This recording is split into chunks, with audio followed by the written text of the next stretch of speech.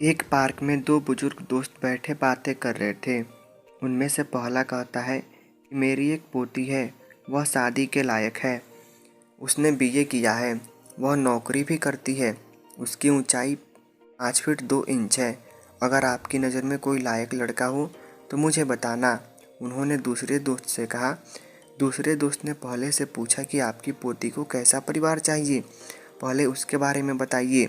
पहले दोस्त ने कहा, कुछ खास नहीं, लड़का एमई एमटेक होना चाहिए, खुद का घर, कार, घर में एसी, खुद का गार्डन, अच्छी नौकरी करे और कम से कम 1 लाख रुपए तक सैलरी हो।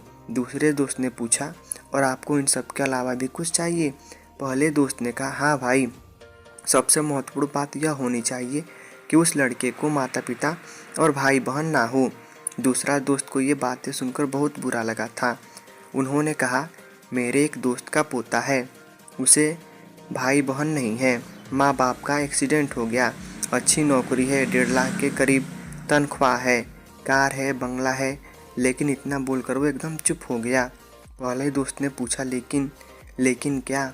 मुझे पूरी बात बताओ, क्योंकि ये लड़का वैसा ही है जैसा मेरी पोती चाहती है। लेकिन लड़के का भी यही डिमांड है कि लड़की के माँ बाप, भाई बहन या कोई रिश्तेदार नहीं हो। फिर बोला, अगर तुम्हारे परिवार वाले आत्महत्या करते हैं तो शादी की बात हो सकती है। मैं तुम्हारी पोती की शादी उससे करा दूंगा और वह बहुत खुश होगी। अब पहला दोस्त नाराज़ हो गया कि यह क्या बकवास है, हमारे परिवार को क्यों करना चाहिए सुसाइड। दूसरे दोस्त ने कहा, भविष्य में उसके सुख दुख में, उसके दुख में कौन साथ देगा, कौन उसको सही गलत का रास्ता दिखाएगा। अब वह दूसरा दोस्त बोला, वाह मेरे दोस्त, आपने परिवार की बात आई तो सब साथ चाहिए, और लड़का आपको अनाथों सा चाहिए। सिर्फ बड़ा घर ज़रूरी नहीं है, बड़े घर में बड़ा परिवार भी चाहिए, नहीं तो इंसान सुख दुख की अहमियत भूल जाएगा, ज़िंदगी नीरस हो जाएगी। अपने दोस्त की बातें सुनकर पहले वाला दोस्त बहुत शर्मिंदा होता है।